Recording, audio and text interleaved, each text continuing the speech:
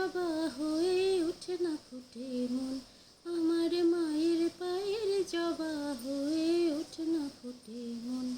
তার গন্ধ না থাকে যা আছে সে নয় রে আবরণ, গন্ধ না থাক ও তার গন্ধ না থাকে যা আছে সে নয় রে আবরণ। মায়ের পায়ের জবা হয়ে ওঠে না ফুটে মন, আমার মায়ের পায়ের জবা হয়ে ওঠে না ফুটে মন। জানি জুই মালতী হায় কত গন্ধ যে ছড়ায়, তবু ঘরের ফেলে পরের কাছে নিজেরে বিলায়।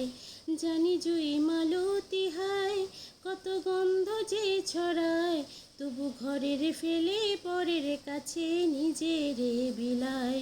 ওরে তোর মতো যে নেই কো তাদের মায়ে পয়ে আলাপন, তোর মতো যে ও মনে তোর মতো যে নেই কো তাদের মায়ে। মা কালী হলেন হিন্দু দেবী, যিনি আদি পরাশক্তির একটি রূপ এবং দেবী পার্বতীর একটি ভয়ঙ্কর রূপ। তাকে মৃত্যু, সময় এবং পরিবর্তনের দেবী হিসেবে পুজো করা হয়। কালীকে প্রায়শই ভয়ঙ্কর রূপে চিত্রিত করা হয়, যেখানে তার হাতে অস্ত্র, গলায় নরমুণ্ডের মালা এবং জিভ বের করা অবস্থায় দেখা যায়। তবে তিনি ভক্তদের কাছে মা হিসেবেই পূজিত হন, যিনি তার সন্তানদের রক্ষা করেন এবং মুক্তি বা মোক্ষ প্রদান করেন। ওরে কেন বলিস না তোর দয়াময়ী মা, তার রক্ত মাখা কালো রূপে ঘুচায় কালী হলো কালার স্ত্রীলিঙ্গ রূপ, একটি হিন্দু শব্দ যার অর্থ কালো এবং সময় উভয়ই। কালী সময়ের বাইরে, আগে এবং পরে উভয়ই বিদ্যমান। তিনি ভালো এবং মন্দ, আলো এবং অন্ধকারের সীমাবদ্ধতার বাইরে। করি আর তো সমর্পণ, তাই বলিয়ায় ও মনে তাই বলিয়ায় ওই রাঙা পায় করি আত্মসমর্পণ। মায়ের পায়ের জবা হয়ে ওঠে না ফুটে মন, তার গন্ধ না থাকে যা আছে সে নয় রে আবরণ, গন্ধ না থাক ও তার গন্ধ না থাকে যা আছে সে নয় রে আবরণ। মায়ের পায়ের জবা হয়ে ওঠে না ফুটে মন, আমার মায়ের পায়ের জবা হয়ে ওঠে না ফুটে মন। আমি মা কালীর এই মূর্তিটি বানিয়েছি বেশ কিছুদিন হলো। আগে একটা শর্ট ভিডিও আপলোড করেছিলাম, কিন্তু লং ভিডিওটা আপলোড করার সময় হচ্ছিল না, তো আজকে আমি সেটাই করছি। তো মায়ের এই মূর্তিটা আমি সম্পূর্ণ নিজের হাতেই করেছি। মাটিটা আমি অ্যামাজন থেকে নিয়েছি, কারণ লোকালি আমি কোথাও পাইনি। তো মায়ের মূর্তিটা কীভাবে বানিয়েছি সেটাই আমি দেখাচ্ছি, সম্পূর্ণ নিজের হাতেই। মায়ের অঙ্গরাগ, মায়ের সাজ সম্পূর্ণটাই। কালী মায়ের মূর্তিটা আমি অনেকদিন ধরেই বানাতে চাইছিলাম, কিন্তু সময় সুযোগ হয়ে উঠছিল না, বা একটু ভয়ও লাগছিল হবে কি না। তবে ভাবলাম না, চেষ্টা করেই দেখা যাক। যদিও আমি প্রফেশনাল নই, ইচ্ছে হলো তাই বানালাম, এরকম ব্যাপার আর কি। তো এর আগেও আমি মাটি দিয়ে দুটো মূর্তি বানিয়েছি, একটি মা সরস্বতীর এবং একটি বাবা লোকনাথের। তো এটা আমার তৃতীয় মূর্তি। সামনে দুর্গাপুজো আসছে, তো আমার ইচ্ছে মা দুর্গারও একটু মূর্তি বানাবো। তো তার আগে ভাবলাম মা কালীর একটি মূর্তি বানিয়ে নিই, দেখি সফল হই কি না। তো যাই হোক, অনেক চেষ্টার পর মায়ের মূর্তি আমি গড়তে পেরেছি, এবং কতটা কি হয়েছে আমি জানি না, তবে আমি সন্তুষ্ট যতটুকু পেরেছি। আমার মন থেকে বানিয়েছি মায়ের এই মূর্তি। মায়ের রূপকে আমি আমার নিজের মনের থেকে আমি তৈরি করেছি। তো তোমরা দেখে বলো কেমন হয়েছে মায়ের এই মূর্তি। এবং মা যিনি হচ্ছেন মানে প্রকৃতি, মা হচ্ছেন সর্বমঙ্গলা, মা যিনি সন্তানদের সমস্ত বিপদ থেকে, সমস্ত অশুভ শক্তির থেকে রক্ষা করেন, তিনিই হচ্ছেন মা কালী। মা কালীকে সবাই ভয়ঙ্কর রূপেই চেনে, কিন্তু ইনি হচ্ছেন সবচেয়ে দয়াময়ী মা, মঙ্গলময়ী মা, মা তারা মা। মা কালীর অনেক রূপ, তো তার মধ্যেই একটি রূপ আমি দিয়েছি। মায়ের রঙটা আমি রেখেছি নীল। মায়ের অঙ্গরাগ, মায়ের সাজ সম্পূর্ণটাই আমার এই ভিডিওতে দেখানো আছে। তো তোমরা দেখো, দেখে জানিও কেমন হয়েছে। তোমরা চেষ্টা করতে পারো। যদিও কাজটা একটু কঠিনই আছে, মানে একদম মানে কাজ না জানলে করা একটু কঠিনই হবে আর কি। আমিও ভীষণ ভালো কাজ জানি না, তবুও চেষ্টা করেছি। তো যাই হোক, তো মায়ের সাথে আমি মায়ের একটা গানও খালি গলায় করেছি, জানি না গানটা কেমন হয়েছে। এর আগে শর্ট ভিডিওতেও আমি গান করেছিলাম, এবার আর একটা করলাম। গানও আমি সেরকমভাবে শিখিনি, যতটুকু পারি আর কি ততটুকুই করেছি। তো তো মায়ের মূর্তি যেহেতু বানাচ্ছি, মায়ের একটা গান না করলে হয়। মায়ের মূর্তি বানানোর সময় বা যে কোনো ঠাকুরের মূর্তি বানানোর সময় আমি একটু আবেগপ্রবণ হয়ে পড়ি, হয়তো এটা অন্যদের ক্ষেত্রেও হয় জানি না।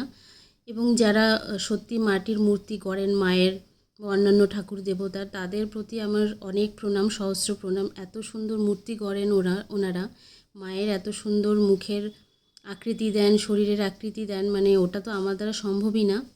মানে ওনাদের প্রতি আমার অনেক শ্রদ্ধা। যাই হোক, তো আজকে ভিডিওটা একটু লম্বাই হয়েছে আর কি, যেহেতু সম্পূর্ণটা দেখাতে গেলে ভিডিওটা একটু বড়ই হবে, অত ছোটো করা যাচ্ছিল না কোনোভাবেই। আমি অতগুলো কাটছাট করেছি, কিছুটা ফাস্ট ফরওয়ার্ড করেছি। তো দেখতে থাকো মূর্তিটা আমি কী করে বানাই।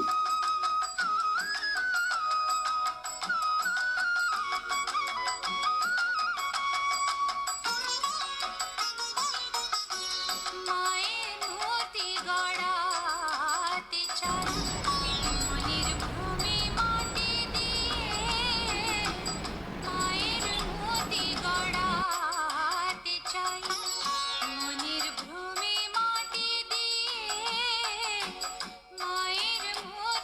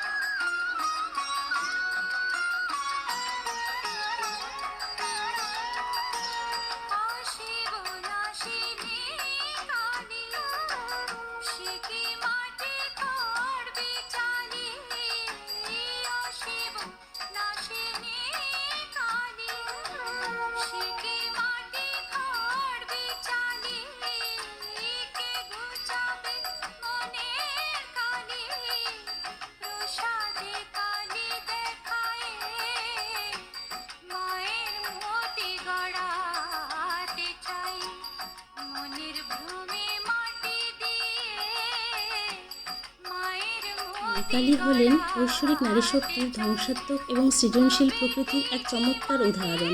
বিশ্বাস করা হয় তিনি রক্তবীজ রাক্ষসের সাথে যুদ্ধ করার সময় দেবী দুর্গার ক্রোধ থেকে আবির্ভূত হয়েছিলেন। বলা হয় তিনি রক্তবীজের রক্ত পান করেছিলেন এবং তাকে আরও বংশবৃদ্ধি করতে বাধা দিয়েছিলেন। তার গাঢ় বর্ণ, জিহ্বা, ফুলের মালা এবং তরবারি ও ছিন্ন মাতার মতো অস্ত্রসহ বেশ কয়েকটি বাহু রয়েছে। এগুলি সবই মন্দকে ধ্বংস করার, বাধা অতিক্রম করার এবং শান্তি বজায় রাখার তার ক্ষমতা প্রদর্শন করে। কালী মায়ের আবির্ভাবের বিশেষ অর্থ রয়েছে। তার কালো বর্ণ এই সত্যটি প্রকাশ করে যে তিনি সবার কাছে একটি রহস্য। তদুপরি ফুলের মালা জীবন ও মৃত্যুর চক্রকে প্রতিনিধিত্ব করে এবং ইঙ্গিত করে যে সবচেয়ে শক্তিশালী প্রাণীও সময়ের সাথে সাথে মারা যায়।